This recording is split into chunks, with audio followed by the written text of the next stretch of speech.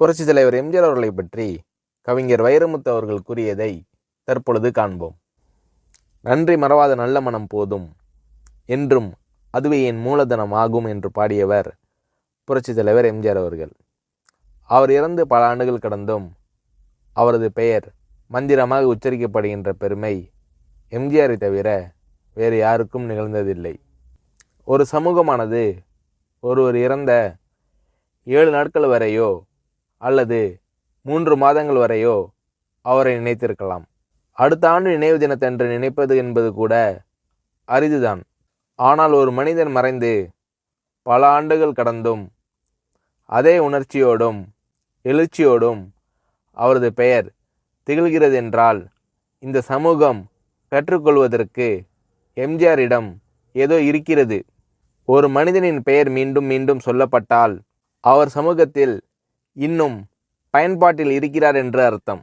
பயன்படாத ஒன்றை சமூகம் தன் தோளில் சுமக்காது. பயன்படாத ஒன்றுக்கு மகுடம் சூட்டாது. பயன்பாடு இருப்பதால் தான் எம்ஜிஆர் அவர்களை இத்தனை பேர் கொண்டாடி கொண்டிருக்கிறார்கள். இளைஞர்களும் கல்லூரி மாணவர்களும் எம்ஜிஆர் அவர்களின் வாழ்வில் கற்றுக்கொள்வதற்கு மிகப்பெரிய பாடங்கள் பல உண்டு. 5 ஆண்டு திட்டங்கள் போட்டது போல் 10 ஆண்டு திட்டங்கள் போட்டவர் எம்ஜிஆர் அவர்கள். 1917 பிறக்கிறார். 1947 அவர் முதல் படம் வெளிவருகிறது. 1957 நாடோடி மன்னன் தயாரிக்கிறார். 1967 அவர் சார்ந்திருந்த திராவிட முன்னேற்றக் கழகம் ஆட்சிக்கு வருகிறது. 1977 அவரே ஆட்சிக்கு வருகிறார். 1987 விடை பெறுகிறார். 10 5ஆண்டு திட்டம் போட்டு இந்தியா வளர்ந்தது போன்று 10 ஆண்டு திட்டம் போட்டு வளர்ந்தவர் எம்ஜிஆர் என்பதை நாம் புரிந்து கொள்ள வேண்டும். ஆரம்பத்தில் எம்ஜிஆர் அவர்கள் சந்தித்த அவமானங்கள் போன்று இன்னொருவர் சந்தித்திருந்தால் அவரின் வாழ்க்கை அன்றே முடிந்திருக்கும்.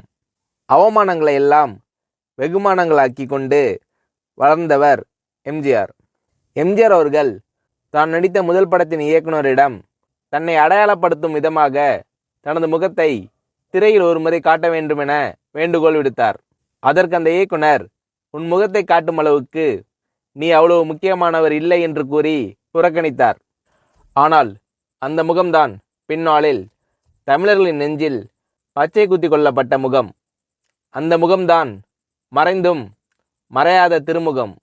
அன்று ஒரு இயக்குனரால் நிராகரிக்கப்பட்ட முகம் தமிழர்களை கவர்ந்த திருமுகம் என்று முத்திரை பதிக்க வைத்தது எம்ஜிஆரின் ஆற்றல். ஒருமுறை பேரறிஞர் அண்ணாவிடம் கேட்டார் எம்ஜிஆர் அவர்கள். அண்ணா, தேர்தல் நிதிக்காக நான் எவ்வளவு வழங்க வேண்டும் என்றார் எம்ஜிஆர். அதற்கு அண்ணா அவர்கள், நிதி எல்லாம் வேண்டாம், உன் தங்க முகத்தை ஒருமுறை தமிழனுக்கு காட்டிவிட்டு வா, அது போதும் எனக்கு, நிதியை விட அது பெரிது என்று கூறினார் அண்ணா அவர்கள்.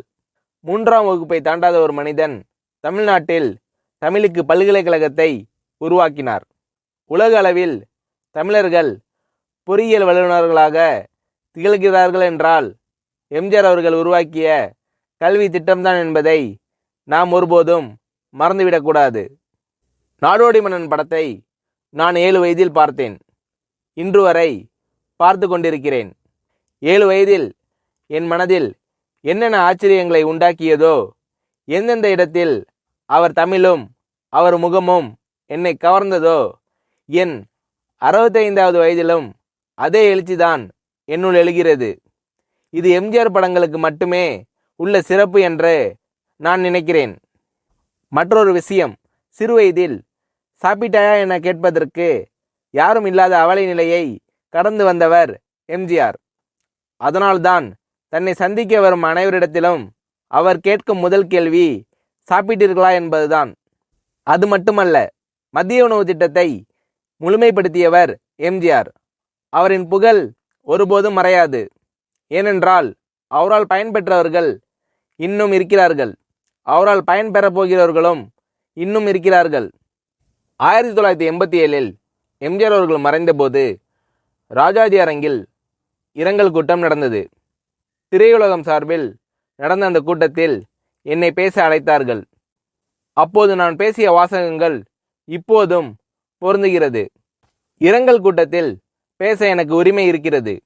ஏனென்றால் எம்ஜிஆர் அவர்களின் திருவுடல் சந்தன பேழையில் இறக்கப்பட்ட போது அந்த சந்தன பேழையின் மீது மண் தள்ளிய சிலரில் நானும் ஒருவன். சென்னைக்கு வந்ததில் இவ்வளோ பெரிய பேரு எனக்கு கிட்டியதா என்று நான் கலங்கி பெருமைப்பட்டேன். அந்த கூட்டத்தில் ஒரே ஒரு சூரியன்தான், ஒரே ஒரு சந்திரன்தான், அதேபோல் ஒரே ஒரு எம்ஜிஆர் தான், அவருக்கு ஈடு இணை எதுவும் கிடையாது என்று சொன்னேன். 1980 தான் நான் பாட்டெழுத வந்தேன். அந்த சமயம் எம்ஜிஆர் அவர்கள் தமிழகத்தின் முதலமைச்சராகிவிட்டார்.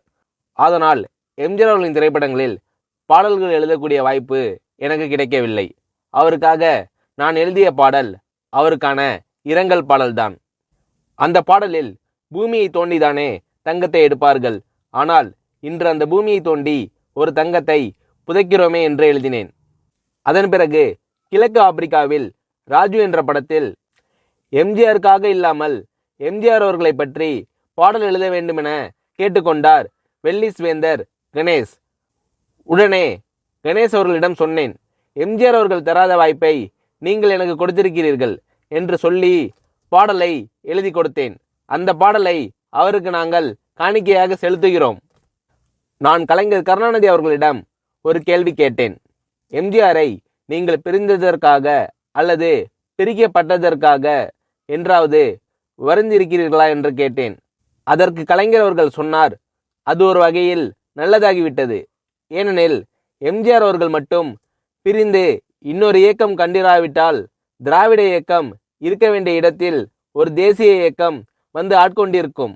அந்த இடைவேளை உண்டாகியிருந்தால் திராவிட இயக்கத்திற்கு எதிரான இயக்கம் தமிழ்நாட்டில் வேரூன்றி இருந்திருக்கும்.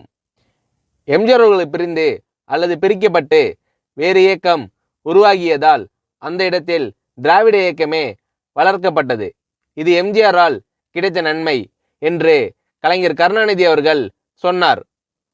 தமிழின் புகழ் எப்படி மறையாதோ, காவிரி எப்படி தமிழர்களோடு கலந்து விட்டதோ, இசை எப்படி தமிழர்களுக்கு ஒரு அங்கமோ, அதேபோல் எம்ஜிஆர் என்ற பெயரும் தமிழர்களின் வாழ்வோடு கலந்துவிட்ட ஒரு திருப்பெயர். அவரின் புகழ் வாழ்க.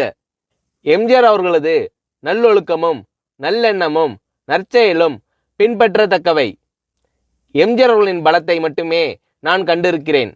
அந்த பலன்களையும் நற்செயல்களையும் மனித நேசத்தையும் தமிழ் சமூகம் பின்பற்ற வேண்டும் என்று புரட்சித் தலைவர் எம்ஜிஆர் அவர்களை பற்றி கவிஞர் வைரமுத்து அவர்கள் கூறுகிறார்.